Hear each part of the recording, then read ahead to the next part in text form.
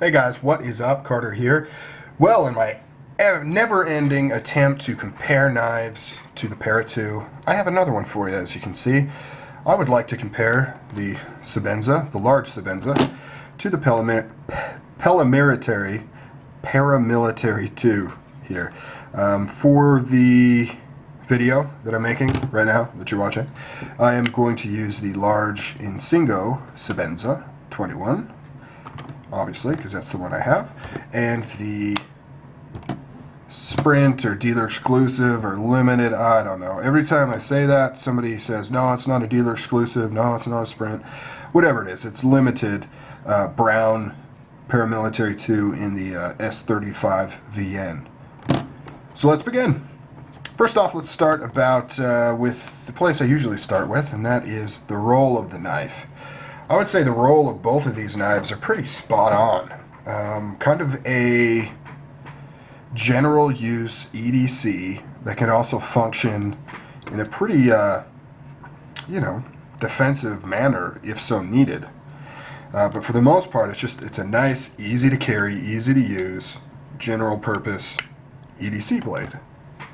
As you can see here, overall size, not too different. The Sebenza is just a little bit longer, maybe 1/4 inch, somewhere around there, not too much longer. Blade steel, both happen to be S35 VN. However, your regular runs of the Paramilitary 2, as of last time I checked, is S30V, so there is that difference there. Both, well, let's see, let's talk about the opening mechanism. This uses the single thumb lug. It's a domed thumb lug. You can also get it in dual.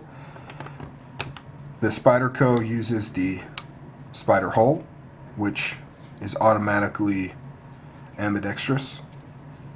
Carry options, unfortunately, on the Sebenza, tip up, right hand only. Paramilitary 2, you have the option of tip up, tip down, left and right hand carry. Blade shape, I'm not going to talk too much about it just because this is the Insingo sheep's foot version. The regular version is actually a little bit closer to, at least as far as the belly and the actual sweep of the blade, is a little bit closer to this. But obviously these two examples are quite different. This one has just a little bit of a sweep on that blade. Very little piercing ability. Practically non-existent. If you were to thrust this into something, I would not recommend doing that, because what's going to happen is whatever you go into is going to push down on this blade and provide negative force, and possibly cause it to close on you. Well, I mean, hopefully not, but so yeah, it's not built for thrusting or stabbing, whereas the Paramilitary 2 is quite well designed for that kind of task. But the regular Sebenza blade is much more in line with kind of what this has here. Cutting edge, let's take a look at that. The Sebenza has quite a bit more actual cutting length, and that is due to the safety choil right here, or functional choil, however you want to look at it. Allows you to kind of choke up on it, do more intricate cutting, and then it also provides a little bit of safety if it were to close on you. Hopefully it would catch there as opposed to cutting you. Whereas with the Sebenza, not so much. I mean, you're going to hit that corner there and probably going to puncture down to the bone, which is not cool. But yeah, but if used properly and used correctly, you would never have that problem. So it also has the benefit with the frame lock that you're kind of providing additional strength on this lock bar to hopefully prevent slippage. Obviously, if it's a big enough impact, it's just going to pop that off anyways. But for kind of slower, more moderate tension being placed negative on the blade, your grip would actually help keep things kind of together. But like I said, the knife shouldn't be used in that fashion anyways, so you're definitely using it wrong if you run into that issue, but that's neither here nor there. Next up, let's look at blade thickness, which is kind of tricky because the Paramilitary 2 is, I believe it's a 4 mil thickness down here at the stock. whereas this is about a 3 mil thickness, just off of a 3 mil. But the Sebenza keeps that thickness all the way till about here, and that's when it starts to taper to the point, whereas the Paramilitary 2 almost immediately about here starts to taper. So you know, it's one of those things where this is less thickness, but it keeps its less thickness longer, whereas this, you know, it's much thicker at the base, but then it tapers down. The tips are about the same, give or take. It's kind of hard to tell because this has this kind of swedge on there, so it's kind of hard to compare, but it's about the same, I would say. However, the Insingo version, you've got more material width-wise, whereas this, you know, tapers this way as well as this way. So yeah, so I would actually give this, as far as the actual tip strength, I would probably give it to the Insingo, but I'm thinking that the regular Sebenza blade's probably about on par with the Paramilitary 2. Let's talk grinds. We've got full flat grind here, which makes it much easier to cut through full thickness of material if you're actually cutting all the way through something.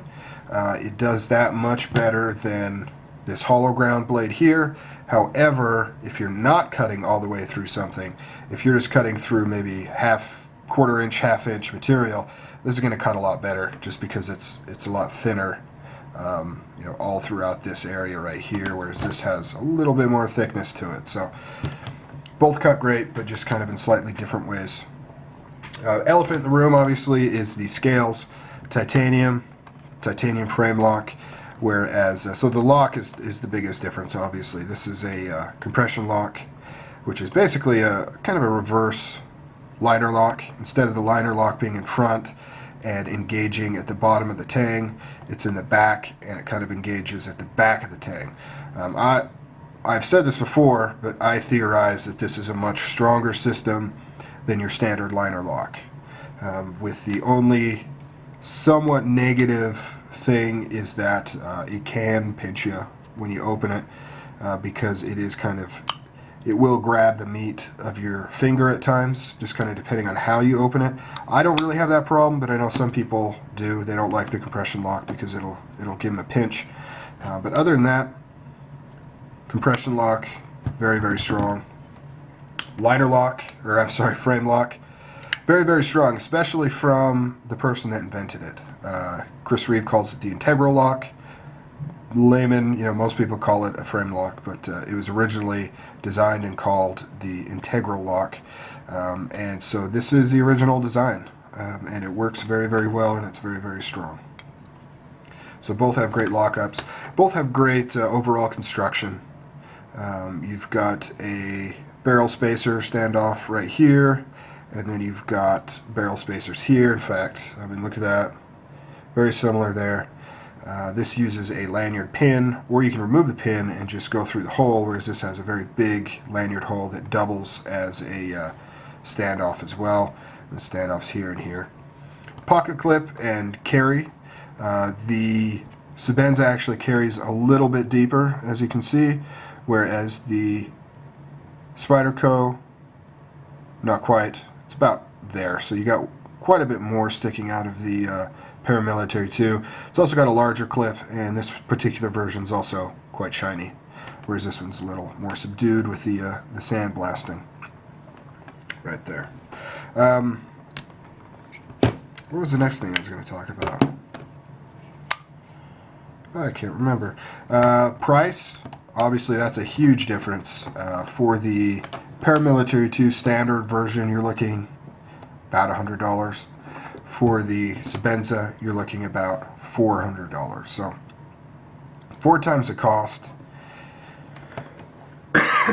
Excuse me.